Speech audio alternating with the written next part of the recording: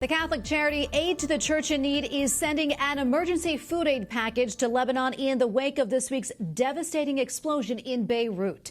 Authorities in Lebanon have declared the city a disaster and imposed a state of emergency following the massive blast that killed more than 130 people, wounded thousands, and destroyed buildings for miles around. It is estimated some 300,000 people are unable to return to their homes. Joining me now on Skype to talk more about Catholic relief efforts in Lebanon is Edward Clancy. He is the director of outreach for Aid to the Church in Need USA. Edward, welcome back to the show. Thanks for coming on. Well, thank you for having me. Well, this is such a terrible tragedy, as we know, and I know that food and shelter is really a top priority right now for so many people that are displaced. Tell us a little bit more about your emergency food package. How much are you sending, and who are you directing the aid to?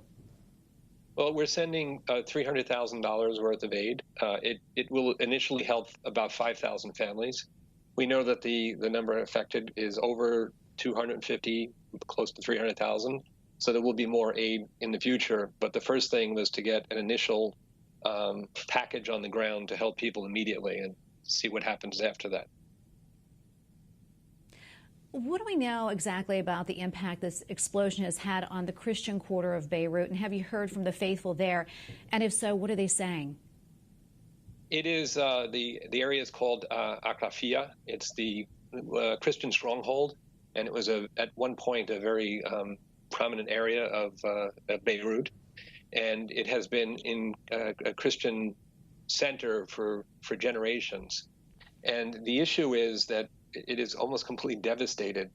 There are thousands of buildings, unlivable. The dirt, the land, everything is covered with silt that's toxic. They're worried about the water supply. There's no power. There's no just general conditions of life there. And so the Christian community now is struggling just to reassess. There are hundreds still missing. Today we found out that a young man named Joseph was recovered. His body was recovered, and he was clutching a cross.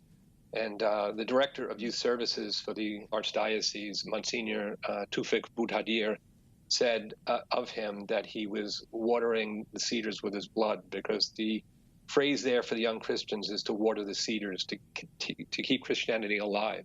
And many of them have pledged to stay, even though conditions are very difficult. Yeah, in recent years, I know that Lebanon has become home to a large number of Syrian and Iraqi refugees, and many of them Christian, as well as Palestinian refugees. Do we know yet how it's affected directly those communities? Well, a friend of mine who visits Lebanon often said to me, if you go to Lebanon and you haven't met a refugee, you haven't gotten off the plane. Probably 1 in 3 people who reside in Lebanon are refugees, close to 2 million, 1.8 million of the 5.9 million people that live there. So these refugees are there because everywhere else is not good. The Iraqis, there's 100,000 of Iraqi, there's 1.5 million Syrians, and the conditions there are terrible. And one of the other problems with the problems in Lebanon is now it makes it even harder to help Syria, because Lebanon had been sort of a port of entry, a way of getting help into the Syrian Christians. And now with this, it's decimated even that. It's become extremely difficult for the refugees. And in addition to praying, which we are doing for everyone there right now, what else can we do to help? Well, if you visit our website, we'll keep you up to date. We are doing extensive drives, aid to the churchinneed.org. And you can see ways of helping. We mentioned that $300,000 was sent. We will send more. We're not going to let them, go without our help. It's important to us. Absolutely. Well, thank you so much for coming on. Thank you for what you do. Edward Clancy, Director of Outreach for Aid to the Church in Need USA. Thanks again. You're very welcome. Thank you for having me, as always.